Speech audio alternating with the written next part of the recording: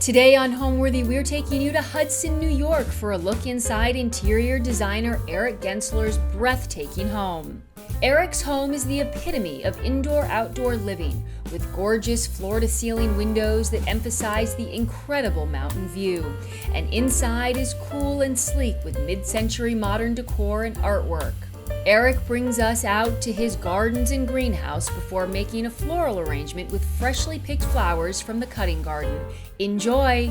You're watching Homeworthy, where we believe every home has a story. Before today's episode, click the join button below to support all of the storytelling we do on this channel. Our growing community of members help to directly fund more videos so we can capture these extraordinary homes from around the world. So join today to receive early and exclusive access to new Homeworthy videos. Hi Homeworthy, I'm Erik Gensler. Welcome to my home in the Hudson Valley. Come on in.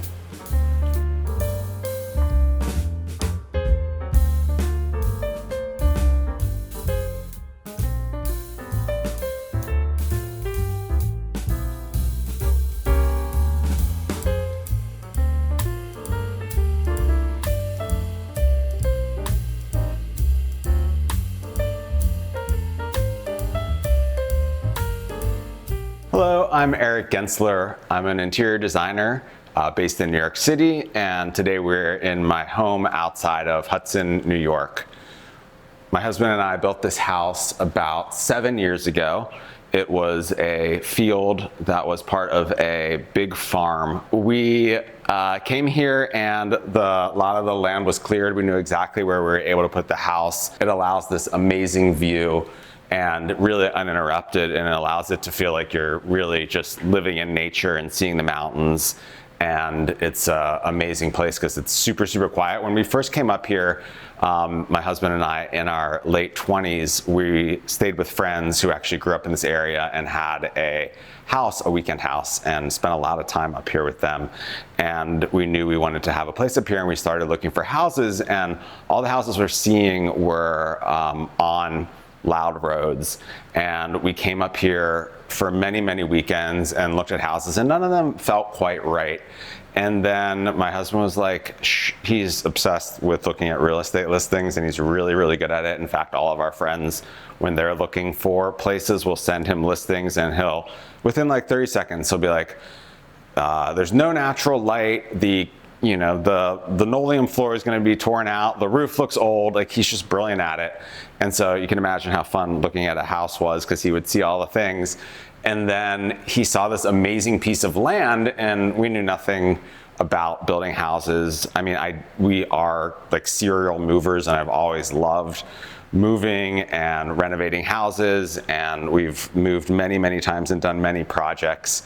And here we just saw this land, and we were with a broker who was like, you absolutely have to just take this land because the view is so special. And we were in our 30s at that point and very impatient.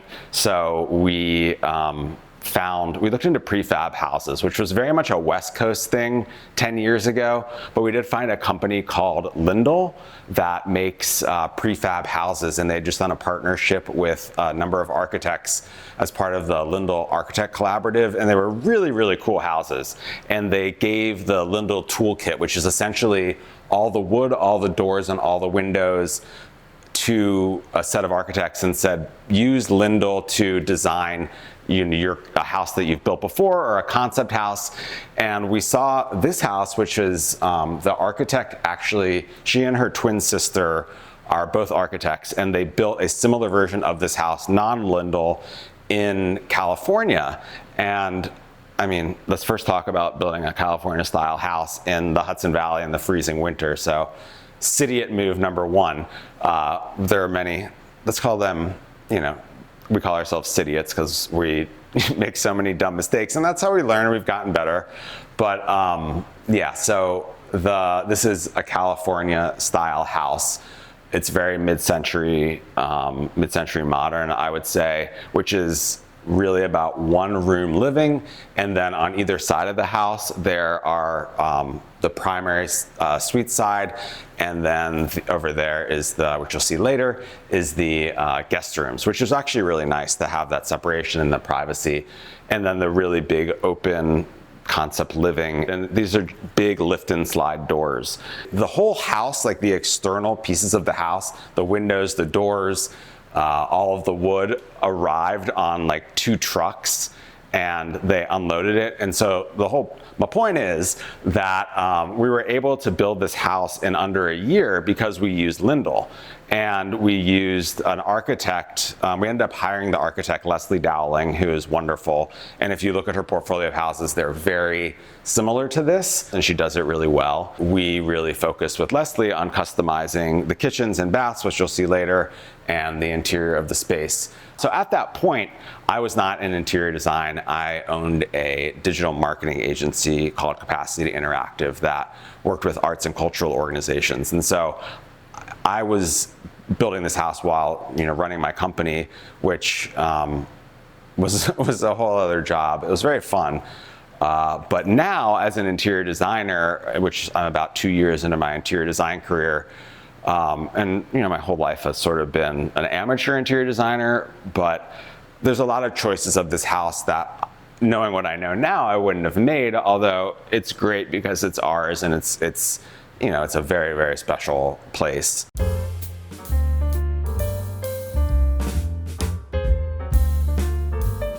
So the first space I want to show you is our living room, and this has evolved a lot over time. The nice thing about working with our architect is she helped us create a furniture plan, so we knew the shape of the living room. But over time, as I learned more about interior design, a lot of the pieces have evolved, and I really love mixing periods, mixing textures, mixing shapes, mixing time periods. And so because the house is mid-century pieces look really great, like these lamps from the 1950s, like 1950s lighting, and you can see like there's another 1950s lamp over here, like got this on Etsy. There's a lot of great Etsy antique dealers. Actually, this piece right here is Edward Wormley, who was a mid-century American designer. For Dunhill, this is a magazine rack, and you'd see this in office spaces. I love it as a side table because it's really great to store magazines, and it's just such a, I feel like it fits the space of the house, but it's surprising. It's not the side table you'd find at Crate and Barrel. And when I was first doing interior designing the space, I didn't have the resources or really think or know how to layer antiques. And so a lot of the sofa is RH, and if you ask interior designers, they're very antsy about RH because it's all beige, it's all, it's created this concept you can go in a store and create a whole house, which is, I think, a nightmare for most interior designers because it just all looks the same. And I think what's interesting is mixing periods and making it your own and making it a little different. So like these chairs were made, they're sort of based upon the style of a Brentwood chair, which is a really famous French cafe chair, and it's actually bent wood in 2 different species of wood by an artist in Spain. And I picked the leather. It took a really long time to get these made and built, but I think they're so cool because they, the way you see through them, they're a different shape than everything else in the space. And so much about interior design I've learned is around comfort. And so when you're having people over, a sectional is not really conducive to comfort. And so, you have cheese in the center and like everyone's sitting back here. So then you have to like scoot your way up, get your food. And then having a lot of chairs that can easily move and that are smaller and shaped to the human body rather than shaped to the space of the room, I think makes a more functional space. So over time, as I've learned about design, this has really evolved. And another great item there's so many things in here. This is this really cool Italian mid-century side table that I think is really beautiful. but like really mixing like this. And a lot of the materials are local, which I'll show you in a bit. So like mixing mid-century and local items has something that I think makes a lot of sense. And I also think good homes and spaces start with the space where you are. And so the more you can incorporate the fact that we are in the Hudson Valley, the fact that this is very much indoor-outdoor living, it makes sense and it makes the interior better. So as I got into interiors, I really got into upholstery and fabrics and making something unique using lots of trim and tape. And so you take this, actually I did this with a glue gun. Please don't zoom in too closely. I'm just kidding. But oftentimes if I'm doing another project, I would use a professional, but just to learn, and this has very much been my laboratory for design, but I think these turned out pretty decent. This is me and a glue gun with some wide tapes here and just adding color. Because when I started, it was really about like, everything was gray and navy blue, because I love gray and navy blue. But I think like having more of a mix is more interesting. And then really using the color of these paintings as the guide for this room. You see how the pillows really coordinate with they're not paintings, they're prints. It's the founder of the op art movement in the 80s, Julian, and I'm gonna really mess up his last name, Stasnik, perhaps. But these are prints of his, and we got them the week he died, which was really meaningful to the person who sold them to us. But I think the scale of them is really nice, the color of them is really nice. And I think every room, it's great to have one thing that guides the decor, and really looking to the colors in these prints, you can see adds and leads the decor. So over here, we have a very mid-century modern fireplace. This is local. It's a bluestone that is local. I wanted the stone to be not from too far away, and you'll see the bluestone throughout the property. And then this is one of my favorite pieces. It's a sealed chair. This is really beautiful, and I love it in cognac leather. You also sometimes see it in black. Just really comfy to sit by the fire and have coffee and see the view.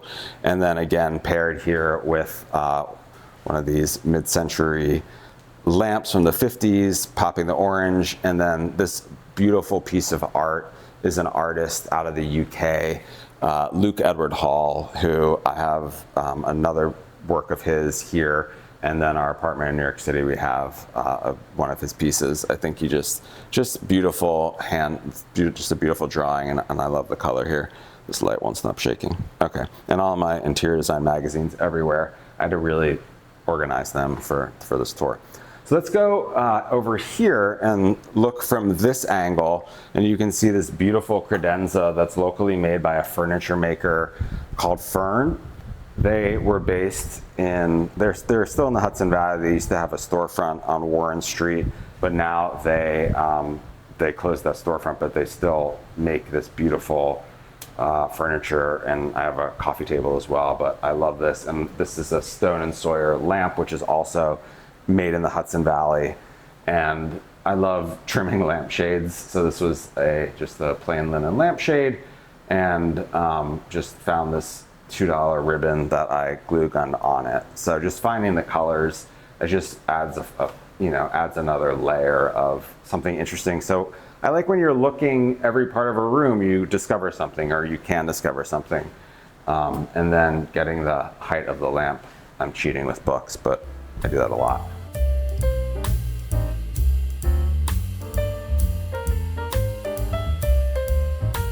So we'll go from the living room to the dining room, which is the same space, but really thinking about this main area, because it is large and open, creating zones that make sense. And I think there's 3 main zones and 2 sort of mini zones here. So like the fireplace is maybe 1 zone, thinking of a focal place. And here is the dining room, which is a really big table. The scale of it I really like.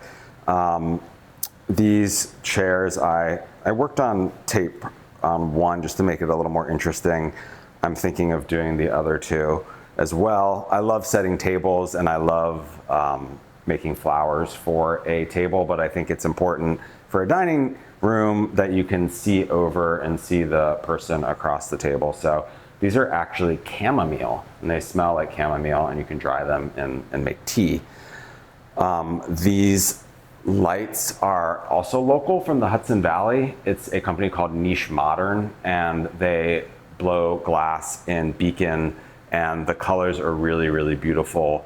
The shapes are really beautiful. It was very hard to choose. They can either come on a canopy like this, or they can go right into the wall. There's another grouping of them in the kitchen that sort of relate but aren't the same. But I feel it's very sort of almost 50s with the globe and the hand-blown glass. I think handmade materials are so different, and that's again another thing in learning about interior design is I really try to focus on getting handmade materials and supporting craftspeople if you can, because it just not only you're supporting people who are working with their hands, but you feel the difference. And like when we look here, like this glass is hand blown and you see the flaws in it, but that's why I think it's beautiful.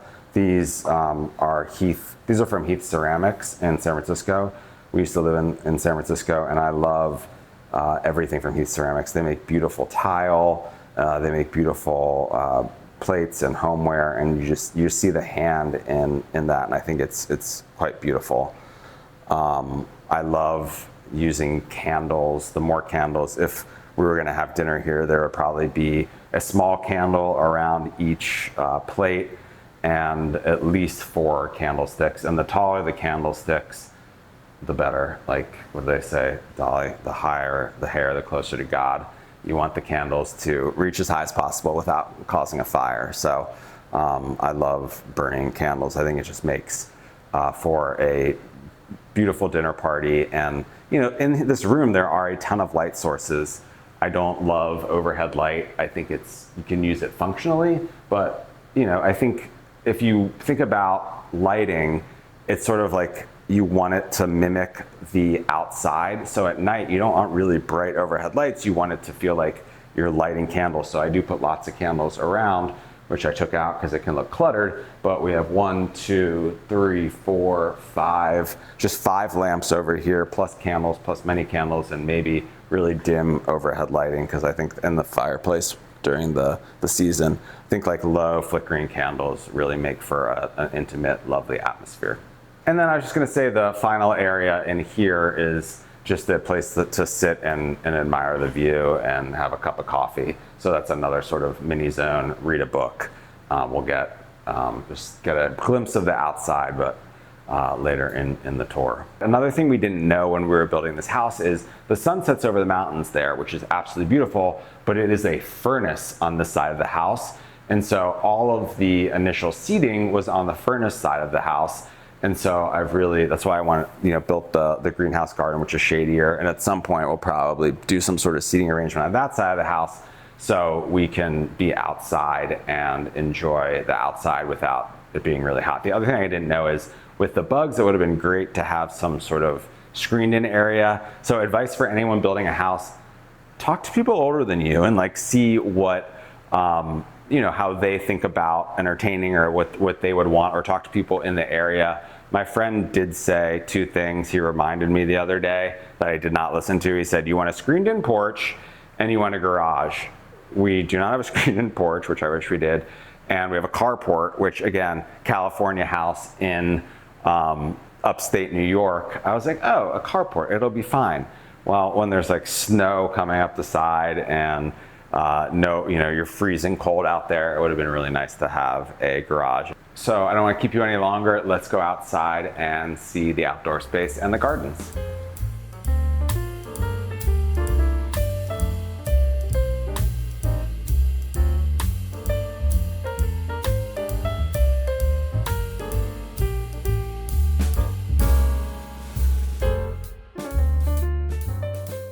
So this is actually a garden path that is hiding a French drain. This was a muddy mess because this giant hill. So we made the building path here, and tons of water just comes down this hill here. And we just added this, there's like drainage under here, but it's actually a great path as well. And then we figured out the right trees for here. So like weeping willows like water and they drink all the water.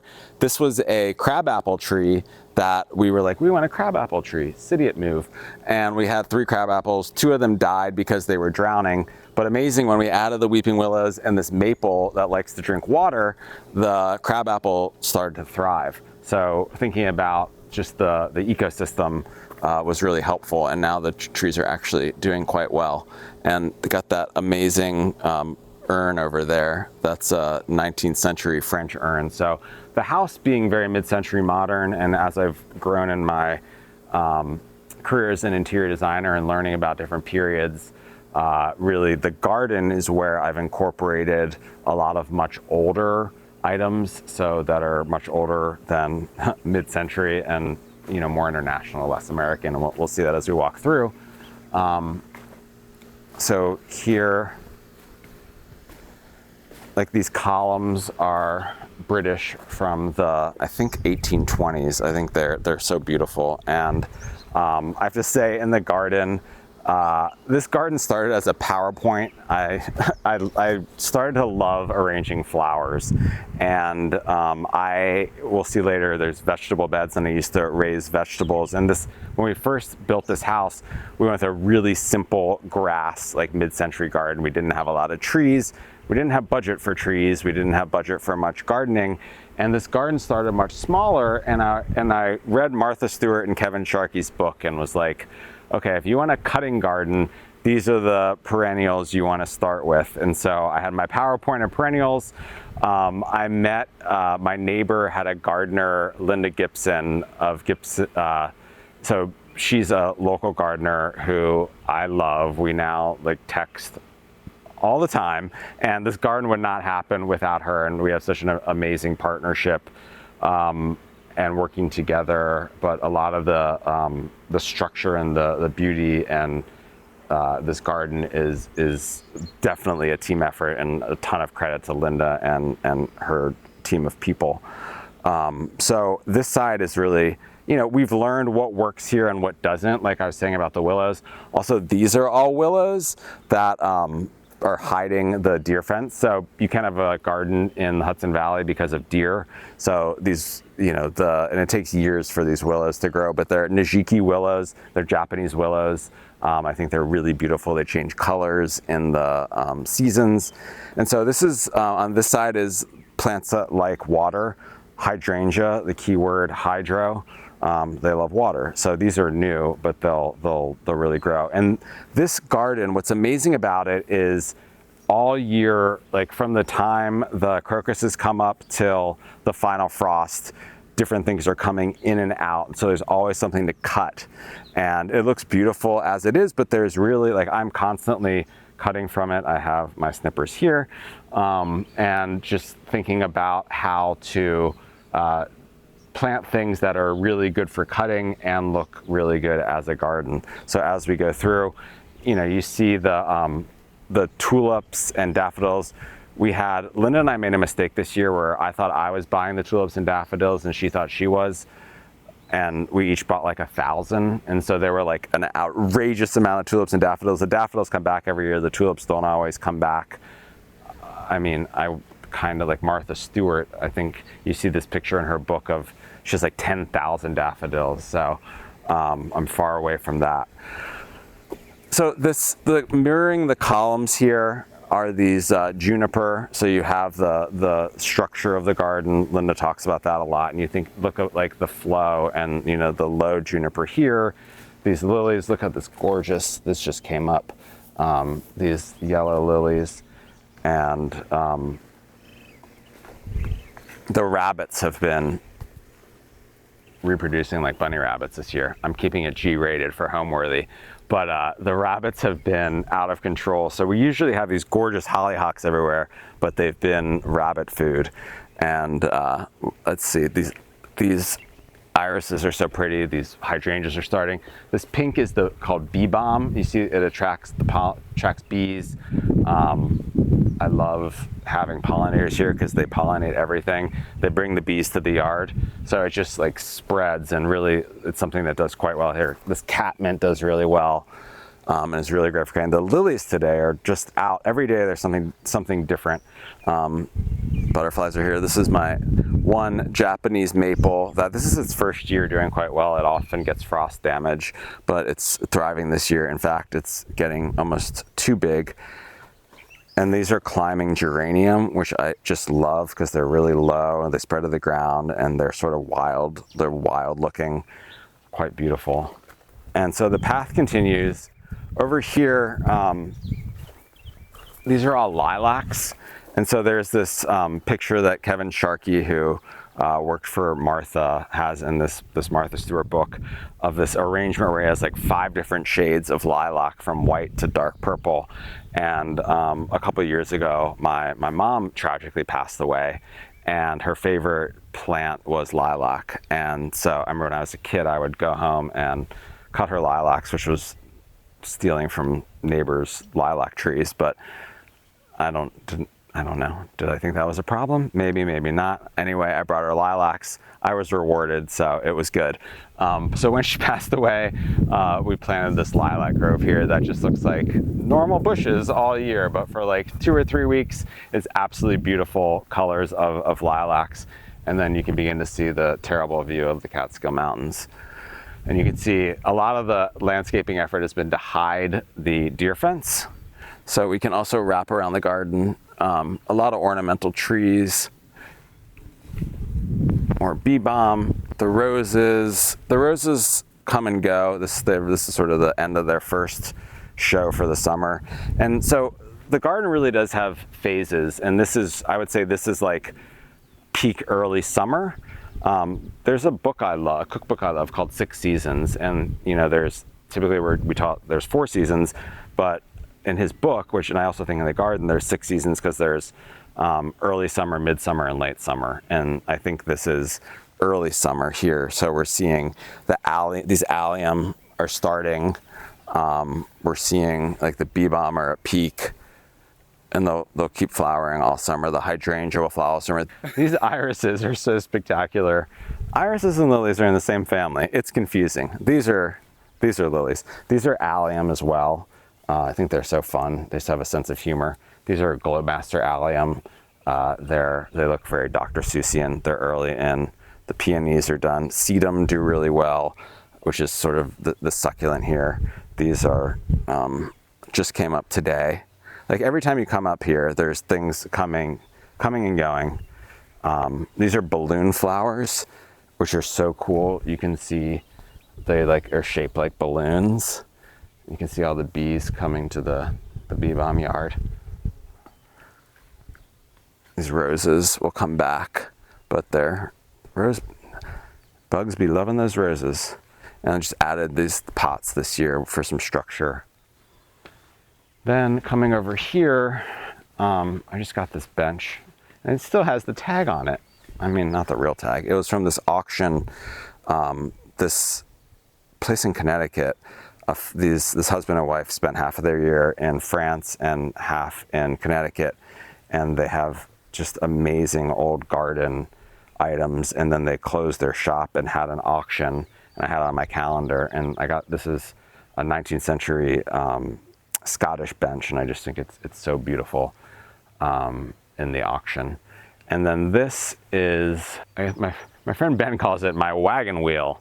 And I always joke with my husband, we're going to renew our vows under here. And he's like, absolutely not.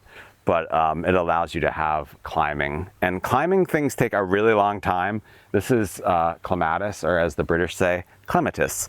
I love Monty Don. There's this show in the UK that's been on BBC for forever called Gardener's World. And it's very, very calming. And Monty Don just talks about his garden. And then they interview gardeners all over the UK. My husband calls it Xanax for bedtime. You watch them and they're like, today we're going to tour a clematis garden. And so this is clematis, as the British say.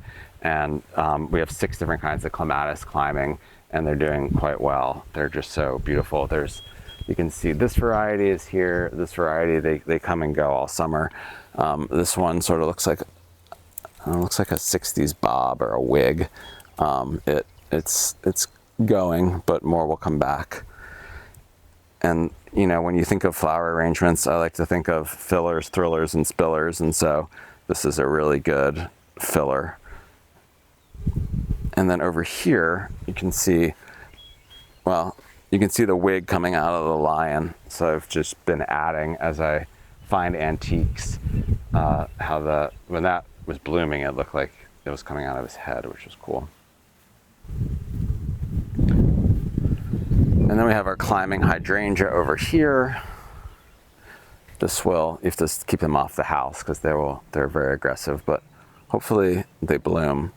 We're still in June, so, and then this box is for herbs, and now we're gonna come over here to the pool patio, and I will show you that part of the outdoor space.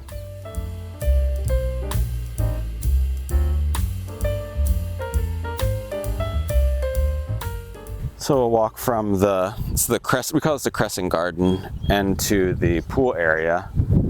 So the year before the pandemic, actually for years coming up here, friends would be like, this house would be way better with a pool. And we didn't have one. And a pool destroys everything. So this was a total mess, but we did the pool. And it has a waterfall edge. It's amazing to have a pool. And I really like the idea of the grass into the marble coping. So this is local marble as well. Into the same Najiki willows, into the terrible view. And then the patio, these pots are from a company called Bergs, and Bergs. They're designed in Denmark and made in Italy. I just think they have the most beautiful pots, and I love choosing the structure and the construction of the flowers. And this year we did oranges and purples. And so Linda really talks about each pot having a focal point, and I love the concept of fillers, spillers, and thrillers, and then color theory. And another thing I learned from Linda about making a pot like this is thinking about leaf structure. So if you have like it's the same with interiors. If you're going to do if you're going to mix patterns, do a large scale pattern and a small scale pattern. So like this is a small scale. This is small scale, like this is more large scale, and you see how the colors and textures, or like the longer shape playing against the other shapes, or how this fern sort of plays in here. So we do focal points, fillers, fillers, and spillers, thinking about color and thinking about broadleafs and narrowleafs next to each other, scale. And here's some more. I had a lot of fun I knew I had a good like carts of flowers when people were trying to shop off my cart at the nursery. I was like, those are mine. Go find your own. These are super fun and cool and beautiful, and I'm so glad they flowered purple because I wasn't quite sure what the flower would look like when I got them in the spring. This is a magnolia, which is actually doing quite well.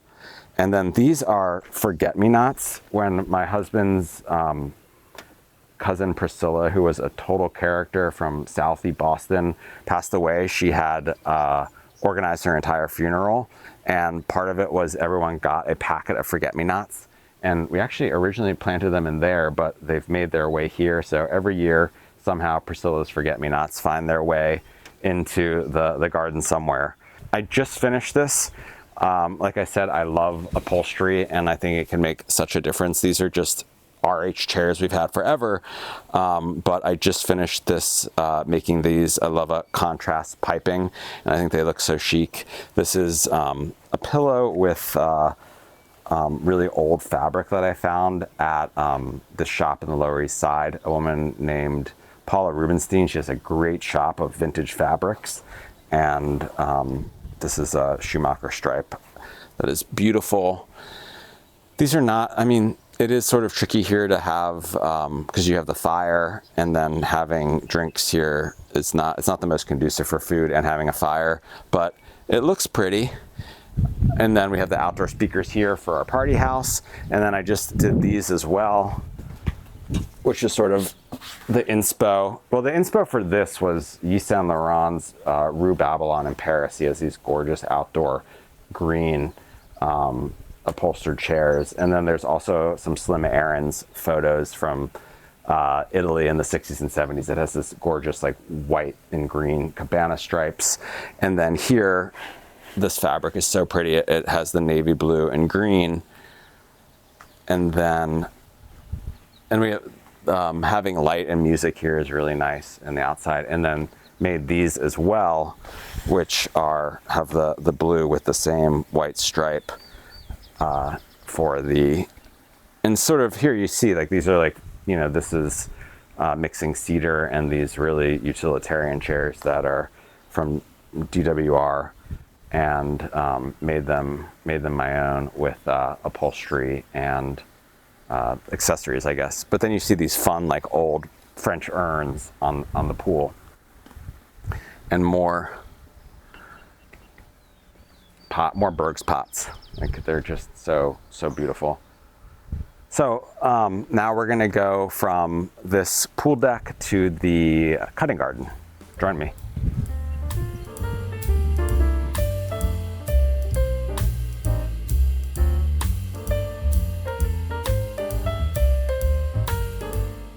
All right, so now we're gonna tour the cutting garden, which is 6 raised beds that originally it was all vegetables, and I would miss a week here and it would go absolutely crazy. And I can actually buy really great vegetables, but it's harder and more expensive to buy really great flowers. So this has become a mostly flower with some vegetables. You can see the lettuces here. These tomatoes, actually, this is the first year I've grown tomatoes from seed because I have a greenhouse. So started them as little seeds, started the basil as seed as well. And I like putting basil by the tomato because the flowering of the basil brings the pollinators to the tomatoes. That's all different kinds of basil.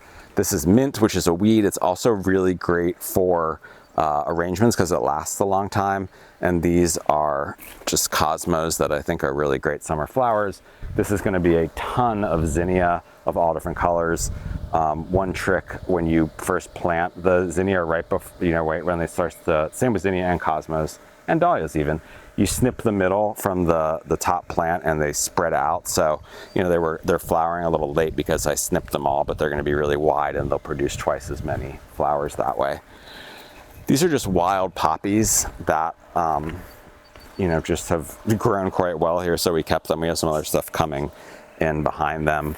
And then this was another poppy that made its way here, which is so beautiful. And these are all dahlias from tubers that each stake is a dahlia. So you don't water the dahlias until they come through the ground. But these are like weird, rare dahlias that I can't wait to see what they look like because this is my first year growing them.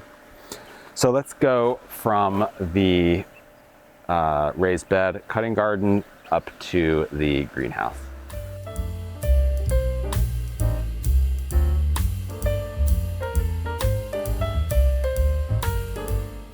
So this is the greenhouse, which is something I just put in last year. So it started as, let's have a greenhouse. And so I found this beautiful greenhouse that was mid-century. It was the style of the house. And I thought, we'll just lay a cement floor and we'll build a greenhouse. But nothing's ever that easy because the land was really slanted. So we needed to have a retaining wall. And so I decided to use local bluestone for the retaining wall, and I was really into French decor, especially French garden decor. So it is a mid-century structure with a lot of French decorative items and this path. So it's like a small walled garden here, and it gets really, really hot. That's why they call it a greenhouse. And so this is our lavender, which is the first year of the lavender, and it is thriving here. And then nasturtium, or the edible orange flower, again, purple and orange is such a nice combo. This was from that store that I mentioned. This is a faux bois, which means fake wood, like an old French bench, and it looks like fake wood. And this fountain is 19th century from Paris, and it just was like the right scale for this wall. And It's actually run by a garden pump. So we built like I said, this was supposed to be a really simple greenhouse, but it never is. And so this has just a pond pump. We built a concrete water storage beneath it, and the water goes into it and recirculates through. But it looks like when you go to like Italy or France and you just have the running water. Don't tell. And the thing about building walls like this is the snakes really love it. And I know they're just garter snakes, but I like it when I don't see them. So I don't see them today. Maybe we can get some wildlife footage, but none here. And these are 1940s French deco outdoor chairs. I love 1940s decor. I love 1940s French decor because it was like right before mass manufacturing. So you still have, like, they look very modern, but they also still look very old fashioned. I love the patina of them. I was so thrilled to find these. And then these are 3 ornamental apple trees and my solar lighting. So as we go into the greenhouse, you can't really have much in the greenhouse in the summer except succulents. And so I've been growing succulents. These are French cafe tables and lots of Berg's pots as well with a pencil cactus. I love this succulent tray. It's really, really warm in here. Look at this guy. This is another Berg's pot that I think is just so beautiful. And these cactus, I think cactuses are camp. These came mail order, and you just they came chopped and you just put them in the dirt and they thrive. And I think this is really fun. I love the feet of this column. I would guess this is like 1940s if I had to guess. I could totally be wrong. This is a pickling jar that is great for here. I love the scale of it. These are old, sort of more mid-century. I love how beat up and patinaed that is. These are old French, like I said, French cafe tables. More succulents. My dried hydrangeas from last year that were too pretty to throw away. And then lots of fans, because you can never have enough fans. Actually, something cool about this is these windows are tied to a thermostat. And when it gets past a certain temperature, which is always, they automatically open, which I thought was a really cool feature here. So let's get out of the greenhouse and we'll go back to the garden to cut some flowers to make an arrangement, and then we'll finish touring the house.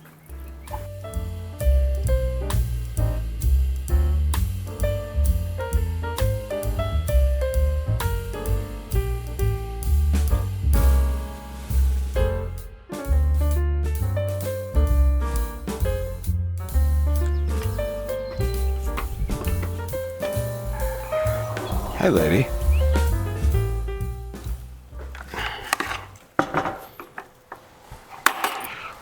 Alright, so what I normally do at this point is arrange them into similar colors. So like, technically you're supposed to like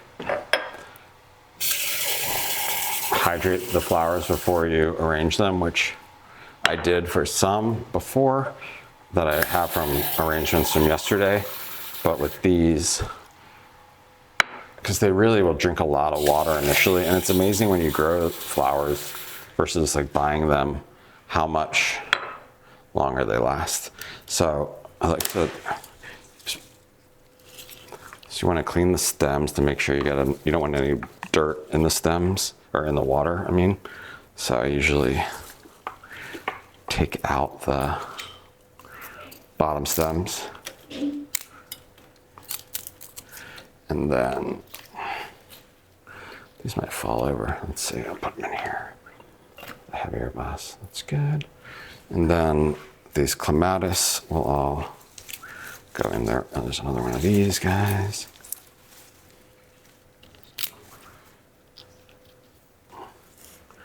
Then we'll do the clematis.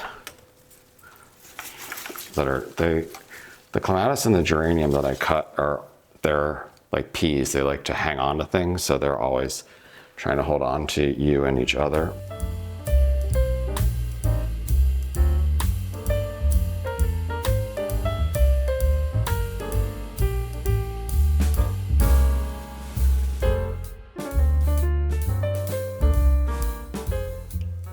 I think when I'm in here, up here, I get into especially when I'm arranging flowers or walking around the garden or doing stuff outside, I'm in like what they call a flow state, which is your mind is clear.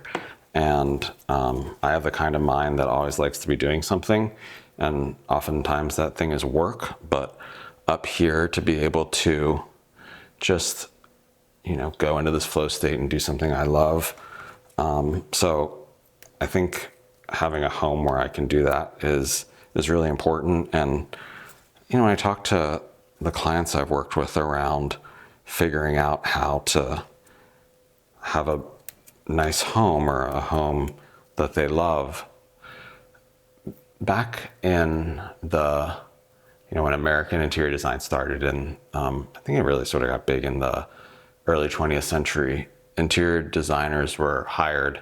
It was unreachable for most people, and a lot of their job was to teach young people, very wealthy young people, how to live, like how to live in a house, how to live as an adult. And I think a modern interpretation of that is an interior designer can help people live better. And I think one of the ways of like living a good life is having a home that works for you, and having a home that can, provide things like the ability to arrange flowers or living beautifully. And I think having flowers, whether they're from your garden or from a deli, having things that are alive in your house, like brings a home to life. Especially, like I love this house when we first get here from the city, there's no flowers usually, or flowers have died, and it just feels very, very different. And so, certainly home to me is having things alive. And it's not only flowers, but it's even like produce, growing vegetables, having just things that are alive here. So I think that's really important to me. All right, so the flowers are conditioning, and I really think the purple will look good with this orange old marble deco vase. And this faucet I love natural materials. It's unlacquered brass, and it's just so beautiful. It feels so good in your hand. It's the Henry faucet from Waterworks, and that has the beautiful detail there. I just love it. This is a pot from a ceramicist up here, Paula Greif, who makes the coolest ceramic pottery. And this was from an auction house up here called Stair. So the first thing I like to do is I want to create a base of structure. So one of the challenges is making sure everything stands up. And you can either use tape or a flower frog. I like to try to do it naturally, especially with a vase this shape. So one way to do that is to think about having like your the just leafy things first. So these are cherry, like pieces from a cherry tree, and I think that deep purple will look nice with the light purples. And then I have a little bit of privet, which is a bush that grows like a weed up here. So I'm gonna take these cherries, look at the height, maybe like a little lower than that. So I hold it up to how high I want it to be. The tip of that one is bugs, got it. That's the thing, when you buy stuff from the florist, generally bugs haven't eaten it, but we don't have that here. So I'll strip all the leaves, because you don't want leaves in the water because it makes it dirty. And then you always want to do a fresh cut for when you're putting it in. I like odd numbers. Like I think a trio looks nice to start. So pretty much that height, and maybe I'll change it, but see how I hold it to the counter height, put it in, and then I'll start to make a structure with the stem so I can arrange into it. So start there, and then the privet is really nice to have as a structure because it's a nice sturdy stem. Don't want the leaves in there, maybe about that high. I like this little detail there, so cut it that high. With things that are stemmy, it'll last longer if you sort of break open the stem so it gets more exposure to water, or like smash it, then peel. Really try to not get any leaves close to the bottom of the vase. It just looks better without it. So I should have cut those off. So That might be a little tall. That looks good. We could do one more piece of privet. Just take it from here.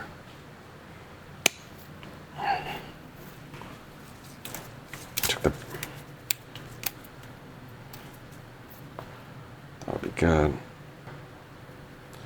All right, maybe a little bit more. Maybe some of this sedum that I got, it might be too short. So let's see if this one, that might be a little interesting to have. Is the color interesting? No, it doesn't work. So this, I do a little more of that cherry and a little more privet. You could always take it out. It doesn't work. Take that. Sorry. This one looks better.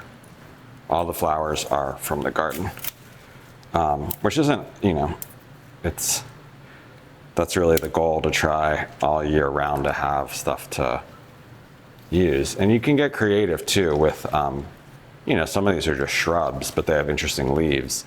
And so if you can work with any kind of flower, even in the winter, using evergreens and just trying to take it from the property.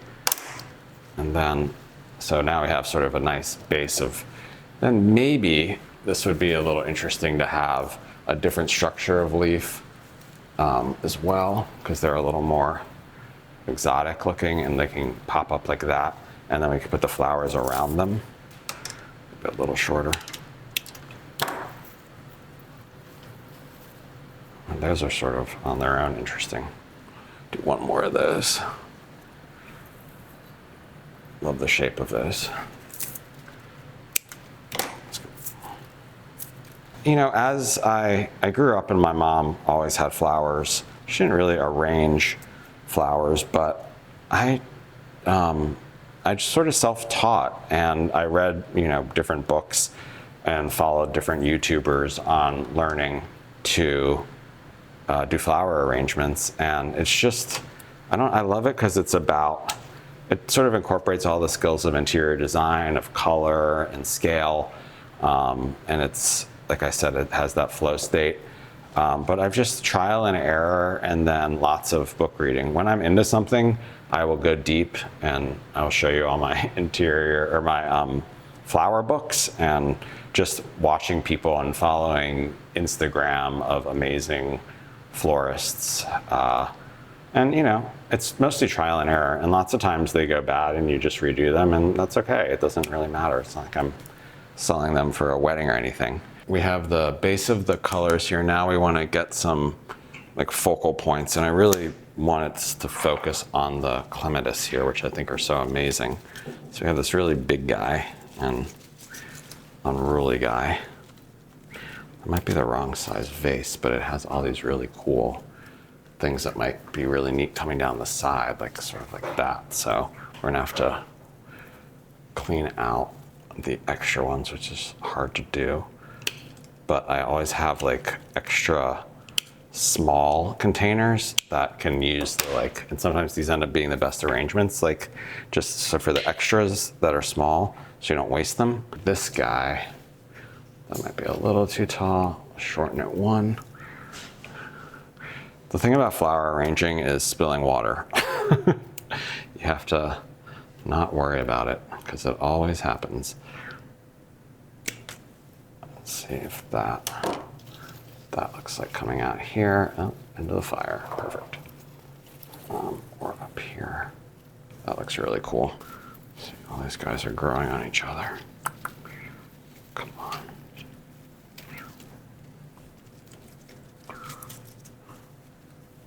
Let's get the leaves out of here. They grow so weirdly. So this would look good as sort of like going down the side over here. And then this one over here. It's really good to like turn, to like keep turning your, sometimes I do this on a Lazy Susan. The other thing that I think is important is to have something like weird. And I think these are sort of like weird and unexpected, but they're in the color. So just to have a different shape of something like a little strange and unexpected, like put this, cut it at an angle and then get that guy in there.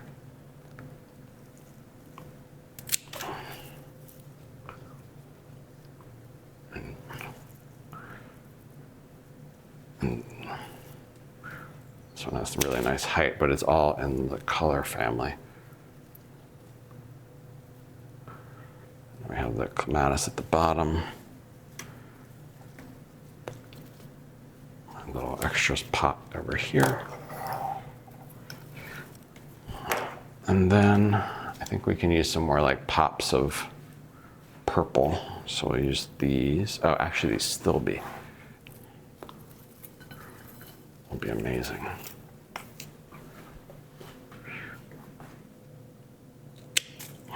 Let's get the height of that right.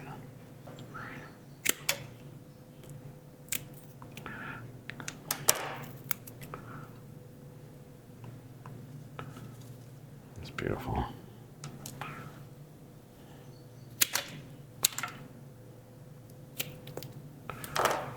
Let's see.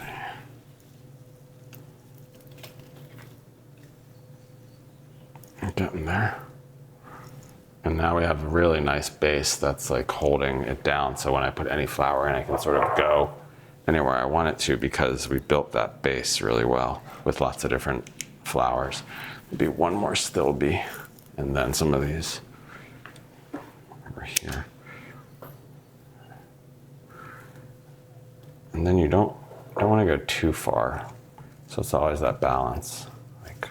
Is it better with one less? And I think the tension of this hanging off the edge and almost touching will be really nice. Cut it off. There we go. That did it. And then we'll put some of these in it. Some pops of purple, light purple. So this one actually turned out, so they don't always. I'm pretty happy with that. It's like Coco Chanel said, take one thing away, but I just won't go too far that I have to. So there it is. Should we put it in the middle of the table?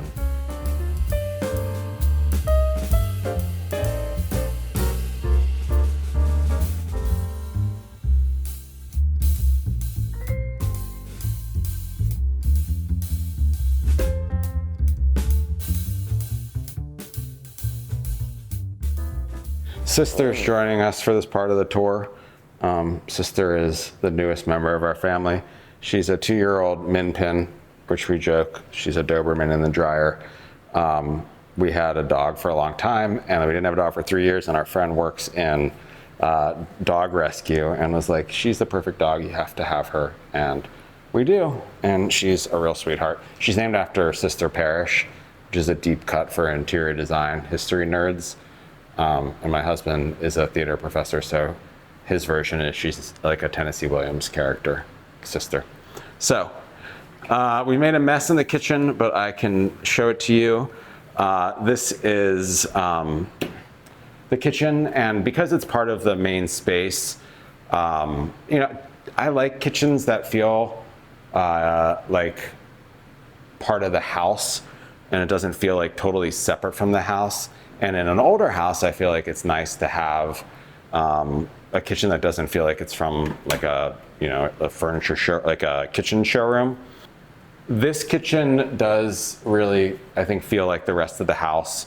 I really wanted a navy blue kitchen, and finding the right navy blue. This was actually made by Mennonites locally at a wood shop. They did an absolutely amazing job.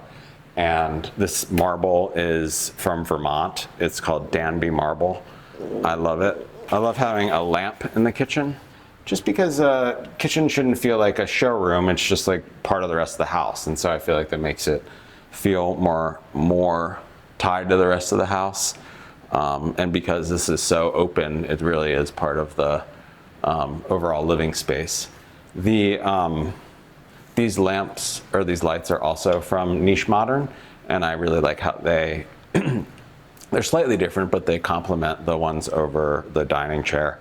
And having a big country sink is really, really nice here. The coolest feature of the kitchen, I think, was one time we got here and the appliances were installed, and the cabinetry was on top of it, and I called the architect and said, Leslie, I think we forgot to put the handle on the dishwasher. And she said, no, just knock on it. I said, what do you mean knock on it? She said, knock the dishwasher twice.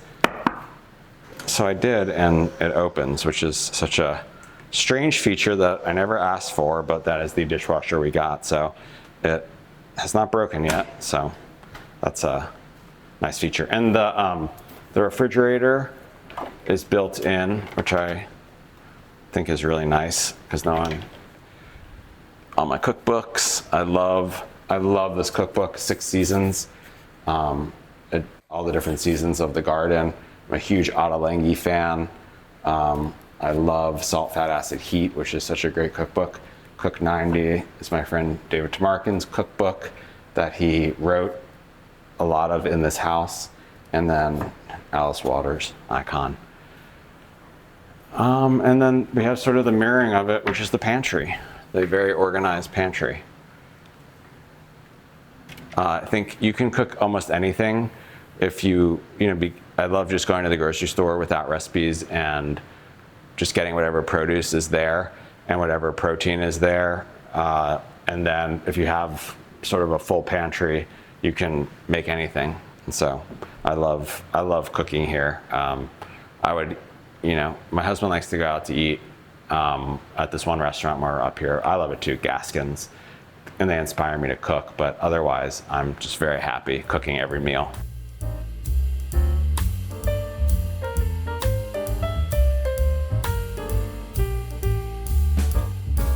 Coming in here to the primary bedroom, I like for a room to have 1 or 2 main colors and then 2 more secondary colors, and you can really see here this Turkish rug leads the color story here, which is sort of black, red, black, brown, red, and cream. So there's a lot of red here. Bedside tables are these amazing mid-century 4-drawer bedside tables that I love. This is from Les Indiennes, which does Indian block print. So it's actually in Warren Street in Hudson, where they make amazing block print. And I love Ralph Lauren Home, so the pillows are from Ralph Lauren Home. And I glue gunned that trim on that. That's a Ralph Lauren Home fabric as well. This lamp is 1940s French deco, which is so fun. I love the feet, the deco feet. And we have our mid-century chair here, Italian, that's from 1980. Red, just really red oil painting on canvas. My husband's book, which in my photo shoots of the interiors I've worked on, I always have his book as well. And he jokes it's like the Hirschfeld Nina. So the artist Hirschfeld would always have his Nina, his daughter's name, hidden in his artwork. So Broadway Bodies is my Nina. This photo is our friend Julia, who is an amazing photographer, and she worked for years at Diner in Williamsburg, Andrew Tarlow's restaurant. We used to go to Diner and Marlowe and Sons all the time, and I just love her photos. And she just had a book of photography that has a lot of her wonderful photographs. And then this piece has traveled with me. This was actually in the office of my company. That is an apartment building in Buenos Aires. So it is hard to tell what it is, but it's a apartment building with the air conditioners, and you see, I love the how many stories are contained within each of those windows and how people have the air conditioning on different parts.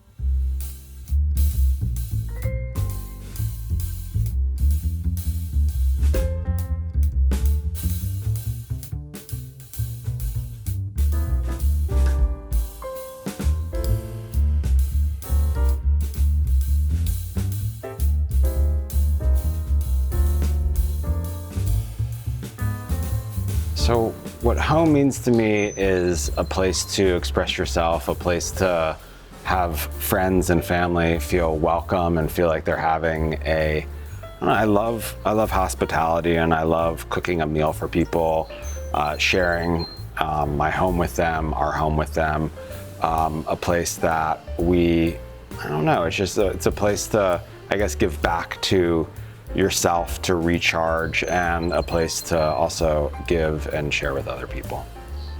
Thank you for coming, Homeworthy. Thanks for watching. Go to homeworthy.com for exclusive content and shopping guides.